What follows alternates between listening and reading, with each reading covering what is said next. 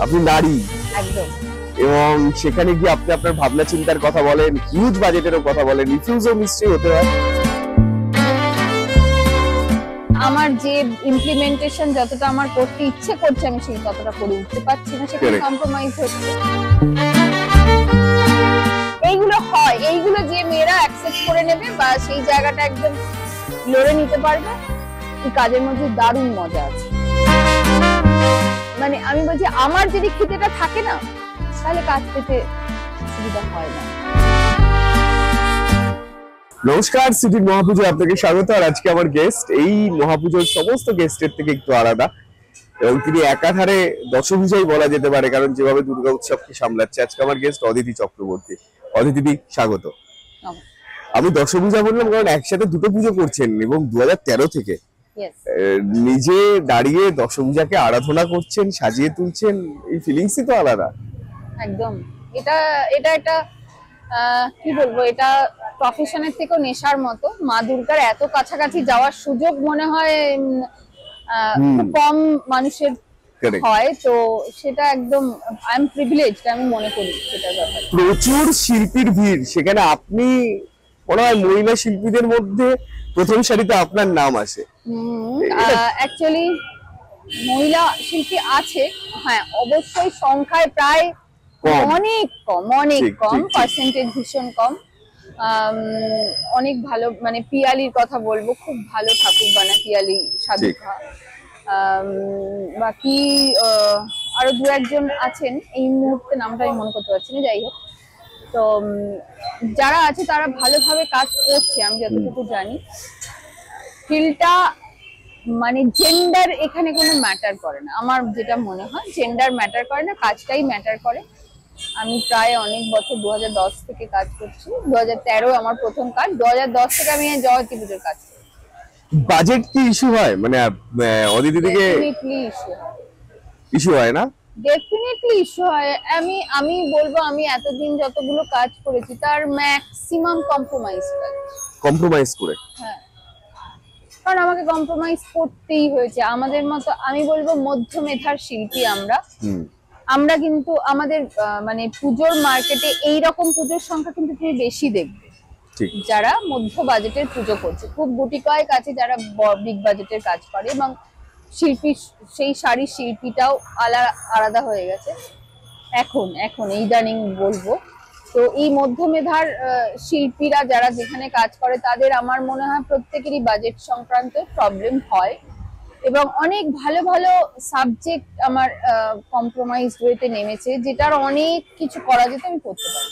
কেন এটা পারেননি? কেন এটা কি কোথাও গিয়ে মেয়েরা বলে কি কমিটি আস্থা রাখতে পারছে না, বা ইস্যু কম, বা বাজেট কমিয়ে দিচ্ছে? না, সেটাও নয়। বাজেট মেবি আমি যে কাজের সুযোগ পাচ্ছি সেটা খানিকটা কমের কাজ, আচ্ছা, কম বাজেটের কাজ। তো সেখানে কি হয়, আমার থট যাই থাকুক না কেন, আমার যে ইমপ্লিমেন্টেশন যতটা আমার করতে ইচ্ছে করছে আমি সেই ততটা করে উঠতে পারছি না, সেখানে কম্প্রোমাইজ হচ্ছে। দিদি, এটা তো একদম, আমি যেখানে বসে রয়েছি এটা চালতা বাগানের পুজো, একদম রোডের ওপর। কতদিন সময় লাগলো এটা তৈরি করতে? এটা 2 মাস আমরা ফিল্ডে কাজ করছি। যেহেতু এখানে 2 মাসও ঠিক নয়, ফিল্ডে কাজ করার একটা টাইম লাইন এখানে আছে, কারণ পুলিশের একটা ইয়ে আছে, লিমিটেশনস আছে, যে এটা এতদিন বন্ধ করা যাবে, তার আগে করা যাবে না, 40 ডেজের একটা ব্যাপার আছে। তো সেই হিসেবেই ফিল্ডে কাজ করছে। এই জন্যই আরো ওয়েদার এত প্রবলেম তৈরি করেছে এবারে, মানে ট্রিমেন্ডাস। আর এটা ওপেন মণ্ডপ, এতে গিয়ে আরো খুব অসুবিধা হয়েছে। তো সেই জন্য এটা প্রথম বছর আমার এখানে, দেখতেই পাচ্ছ এত ট্রাফিক সামনে দিয়ে যাচ্ছে, কাজ করা, ভিজুয়ালিটি পাওয়া, দুটোর ক্ষেত্রে একটু অসুবিধা আছে এখানে। তো প্রথম বছর কাজ করার ক্ষেত্রে এই অসুবিধাটা ফেস করছি, হয়তো দ্বিতীয় বছর করার ক্ষেত্রে আর করবো না মেবি। রাইট দিদি, আমরা কথায় বলি যে রাধে সে চুলো বাঁধে। বাড়ি ঘর এই সময়টা আমি বিভিন্ন শিল্পীদের ক্ষেত্রে জানতে পারছি যে তারা বাড়িতে খুব কম সময় দিতে পারছে, তাদের কাজেই বেশি সময় দিতে হচ্ছে। আপনার ক্ষেত্রে কি বিষয়টা, মানে বাড়িতে কি সমান সময় দিতে পারছে? আমার এমনি স্পেশাল চাইল্ড আছে, মানে তার 19 বছর বয়স, সে কিছুই পারে না। তো অবশ্যই বাড়িতে আমার একটা মানে আমার হাউস হোল্ড ওয়ার্ক করে এরকম লোক আছে, কিন্তু তারপরেও আমার ছেলের কিছু সকালবেলার বেসিক কাজকর্ম আমাকে করে আসতে হয়, না হলে অসুবিধা হয়। আর একটা যে রাত্রেবেলা গিয়ে আমি না শুলে তার ঘুমটা অতটা ভালো হয় না। বাকি সময়টা আমার মা বাবা খুব সাপোর্ট করে, আমার মা বাবা আমার সঙ্গে থাকে, এবং যে মেয়েটি থাকে মানে আমার ছেলেকে দেখে, তো তারা এই সময়টা আমাকে প্রচুর সাপোর্ট করে। আমি জানি খুব অসুবিধা, আমার মা বাবার বয়স হয়েছে, তো সেই ক্ষেত্রে আমার হাজবেন্ডও বাইরে বাইরে চাকরি, তো খুব অসুবিধা হয়। কিন্তু এই সময়টুকু, এই সারা বছরের জন্য আমার এই সময়টুকু আমার ফ্যামিলি আমাকে খুব সাপোর্ট করে, নাহলে আমি এত বছর কাজ করতে পারতাম না। কারেক্ট, এটা কিন্তু আপনি একটা বড় চ্যালেঞ্জ এতগুলো বছর ধরে।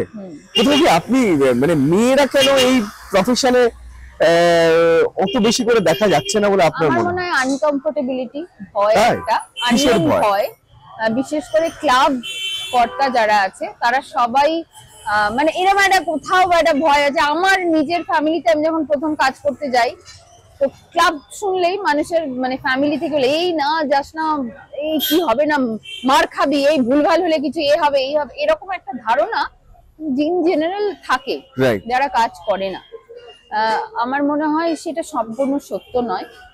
আর মার্কেটে যেরকম ভাবে পুজোর কাজও আছে, তার সঙ্গে সঙ্গে রিলেটেড আরো অনেক ফিল্ড আছে যেখানেও এরকম অনেক সমস্যা নিয়েই তৈরি সেই সব ফিল্ড। এমন নয় যে সবাই একদম গোল্ডেন ইয়ে পেতে দিচ্ছে তোমাকে, তুমি এসে কাজ করো, সেরকম না। তো সব জায়গাতেই স্ট্রাগল আছে, সব জায়গাতেই চ্যালেঞ্জ আছে, বাট আমার মনে হয় এটাও খুব একটা এমন জায়গা, খুব মানে কি বলবো, একটু হার্ড হতে হয় মেয়েদের, মানে আমি বলতে চাইছি খুব রাফ অ্যান্ড টাফ থাকতে হয়। আমার চেহারা দেখে বুঝতে পারছে, মানে পুরো ঝামা হয়ে গেছি। এইগুলো হয়, এইগুলো যে মেয়েরা অ্যাকসেপ্ট করে নেবে বা সেই জায়গাটা একদম লড়ে নিতে পারবে, এই কাজের মধ্যে দারুণ মজা আছে। মেয়েরা তো একটু নরম হয়, নরম মনের হয়, ভালোবাসার হয়। এইখানে যারা হবে তাদের একটু শক্ত মনোভাবপন্ন হতে হবে না, ফিজিক্যালি একটু টাফ হতে পারে, মেন্টালি আমি বলবো না, কারণ সেনসিটিভ না হলে এক্সপ্রেশন ঠিকঠাক হয় না, এবং এক্সপেকটেশনও যে প্যালেটটা সে তৈরি করছে সেইটা হয়তো ডিস্টারবেন্স হয়ে যাবে। বাট একটু হার্ড মানে হয়, ফিজিক্যালি একটু চ্যালেঞ্জ হয়, মানে প্রচুর খাটনি যায়। দিদি, প্রচুর শিল্পী, পুরুষ শিল্পীর সংখ্যা বেশি, এবং পুরুষদের প্রতি আমাদের জেনারেলি মনে হয় যে, বা সবাই ভাবতে পারে যে কমিটি ক্লাব তার বেশি কনফিডেন্স, এবং রাদার তাদের প্রিভিয়াস কাজকর্মের উপর বেস করেও একটা ব্যাপার হয়। আপনি নারী একদম, এবং সেখানে গিয়ে আপনি আপনার ভাবনা চিন্তার কথা বলেন, হিউজ বাজেটেরও কথা বলেন, রিফিউজও নিশ্চয়ই হতে হয়। হ্যাঁ, মানে আমি তোমাকে এটাও বলেছি যে আমার বাজেট কম্প্রোমাইজ করেছি, কিন্তু এমন ভালো ভালো কাজও করেছি যেটাতে খুব মানে আমি যেটা মানে কলকাতার যে অ্যাওয়ার্ডটা, যেটা একটা অন্য লেভেলে নিয়ে যায়, তো সেটা আমি পেয়েছি 2 টাইমস। তো বুঝতে পারছো সেই জায়গাটা আমি তৈরি করেছি আমার কাজ থেকেই। তো কনফিডেন্স লেভেল পাই বলেই আমি এখনো পর্যন্ত কাজ পাচ্ছি এবং করছি। আশা করি করব মানুষকে ভালো লাগাবার। মানে আমি বলছি, আমার যদি খিদেটা থাকে না, তাহলে কাজ পেতে অসুবিধা হয় না, বা সবাই কনফিডেন্স পায়। একদিনে আমি সব প্রশ্নের উত্তর পাবো না, আমি জানি, কারণ সময় একটা ব্যাপার। সিটির মহাপুজোয় আসলে দিদি অনেক অনেক ধন্যবাদ। এরকম কনফিডেন্স প্রত্যেক দিন হোক, নতুন নতুন কনফিডেন্স হোক, তুমি নতুন নতুন ভাবনা আমাদেরকে দেখাও। কেমন লাগলো তোমার আমাদের অনুষ্ঠানে এসে? খুব খুব ভালো লাগলো, কারণ এই যে মেয়েদের ব্যাপারটা বললে, অন্তত আমার কথা শুনে যদি আরো 4টে মেয়ে এগিয়ে আসে, তাহলে আমার ব্যালেন্স হওয়াটা খুব দরকার, তাহলে না এটা একটা একটা সমতাটা থাকবে। রাইট, আমাদের একটা ইনিশিয়েটিভ নেওয়া হয় দিদি, তুমিও জানো যে যারা একটু পিছিয়ে পড়া মানুষ আমাদের সমাজে, আমাদের মতো হয়তো সচ্ছল জীবন যাপন করে না, তাদের মুখে হাসি ফোটানোর একটা প্রয়াস প্রতি বছরই আমরা করি। এই উদ্যোগকে তুমি কিভাবে দেখো? ওরে বাবা, ভীষণ ভালোভাবে দেখি, কারণ আমি নিজে পছন্দ করি এসব কাজ করতে। মানে আমি আমার এই প্রফেশনের বাইরেও আর একটা আমার ব্র্যান্ড আছে। আমি আমার সারা বছরের একটা জামা কাপড়ের পোর্শন এরকম মেয়েদের দিই। আচ্ছা, হ্যাঁ, ধরো যেরম যেরম পাই আর কি, আমার জামাটা যেখানে যেখানে মানে অনেক Shoot ইয়াং করবে। মেয়েরা তো, হ্যাঁ, শুধু আমি দিয়ে দিই পুরো এরকম, আমি ডিস্ট্রিবিউট করব, খুব ভালো, মানে এটার কোনো মানে কথাই হবে না। ভীষণ ভীষণ কারেক্ট দিদি, ভীষণ অ্যাপ্রিসিয়েট করি। অনেক ধন্যবাদ, তোমার প্রয়াস বজায় থাক, থ্যাংক ইউ। তোমার আরো পুজো বাড়তে থাক। পুজোয় মণ্ডপ দেখা বাকি আছে, অনেক লড়াই করেছি, এবার শুধু মণ্ডপ দেখতে যাব। কি বাদ দিদি, অনেক অনেক ধন্যবাদ সিটির মহাপুজোয় আসার জন্য, তোমার অনেক শুভেচ্ছা। আমাদের পুজো আমাদের স্টার এই এপিসোড আপনার নিশ্চয়ই ভালো লাগছে। আপনার চোখে এরকম কোনো স্টার আছে, আপনার পাড়ার পুজো স্টার, তারা কারা, তাদের নাম আপনি মেনশন করতে পারেন, তাদের মতামত জানাতে পারেন। আর আমাদের এপিসোড কেমন লাগছে, আমাদের পুজো আমাদের স্টার আপনাকে কতটা আনন্দ দিচ্ছে, কমেন্ট বক্সে জানাতে ভুলবেন না। দেখতে থাকুন আমাদের episode. This song presented by Natraj Pipes, Pipes Ka Maharaj, powered by Akash Institute, associated by Chandran Pulse, Pansari Masala, Taste and Bite, Annapurna Swadist.